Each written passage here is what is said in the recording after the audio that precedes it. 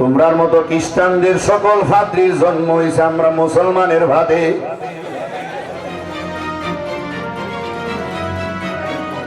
ফাদ মারাইনা আসতেও ফুসাউন ও জুরাতুন, বুখারী শরীফে দুই ধরনের ভাত আছে।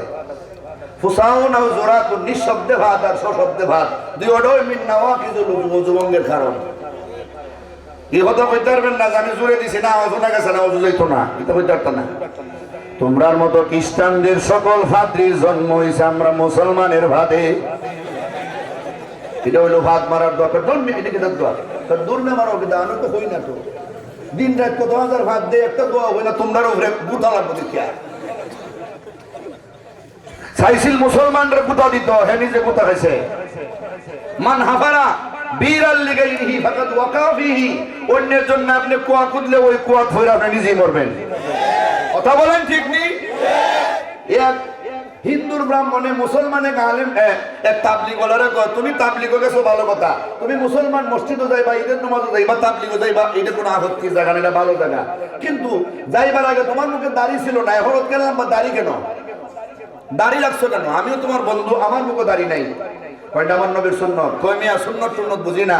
মার ঘর থেকে জন্ম নিবার সময় মুখে দাড়ি ছিল না, মরবার সময়ও দাড়ি থাকতো না, এটা হইলো যুক্তি। তো এখন তুমি দাড়ি রাখছো কেন? মার ঘর থেকে জন্ম নিবার সময় মুখে দাড়ি ছিল না, আর মরবার সময় দাড়ি ছাড়া মরতাম, এটা যদি যুক্তি হয় তাহলে রাখো, আমি একটা মুগুর লই আই। মুগুর ছিল নি বেন্দা সিয়া লই আই। কেন? তোর মুখের দাঁত ভেঙে লইতাম। কেন?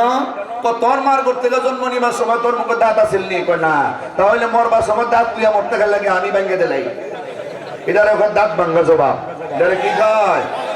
কয় নাস্তিক মুরতাদ মুনাফিকেরা কিয়ামত পর্যন্ত ইসলাম নিয়ে, কোরআন নিয়ে, আল্লাহ এবং তার রাসূল নিয়ে চিনিমিনিকেরা ষড়যন্ত্রে মেতে উঠেছে। আলতু বালতু হাজ কবি অনেক প্রশ্ন করে আটকাইতে চায়।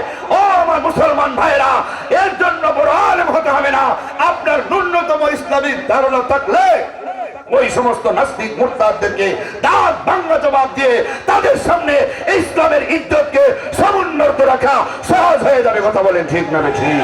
তাহলে যে বেটায় ফাঁদ মারছে, নিয়ম হইল নামাজ থেকে ভাঙ্গা নামাজ ছাইরা ওযু করব, ঠিক নেই?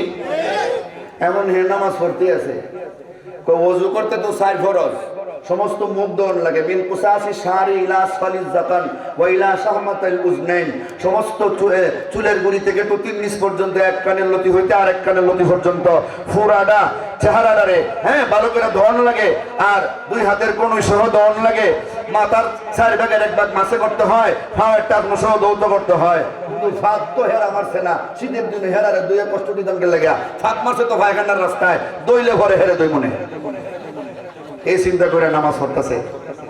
নামাজ হইব? জোরে বলেন নামাজ হইব নি? কিন্তু ফাঁসে যে আরেকলা মুসল্লি আছে, হে জানে ভাত মারলে যে ওযু যায়, মাতলে যে নামাজ যায় এটা জানে না। হে আপনি কনিদা কোথা ভাই রাখো, এই তোর নামাজ হইতো না রে, তুই ভাত মারছ, ওযু হইরে গিয়া। আপনারা বলেন এর নামাজ রইছে নি? একজনের নামাজ ওযু সহ গেছে ফাঁদ দিয়া, আর একজনের ওযু থাকলে ও নামাজ গেছে মাইত্যা। 2 জন যখন আউট, তাহলে একজন দিয়ে আর জামাত চলবো নি?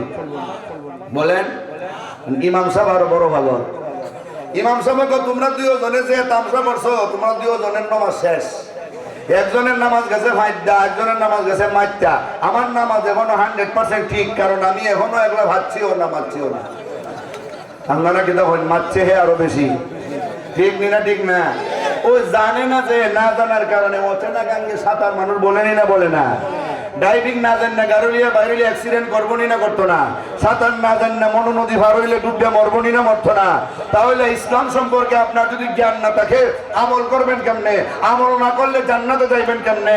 জান্নাতে যাওয়ার জন্য আমল করতে হবে, আমল করার জন্য জানতে হবে, জানার জন্য ওয়াজ মাহফিলে আসতে হবে।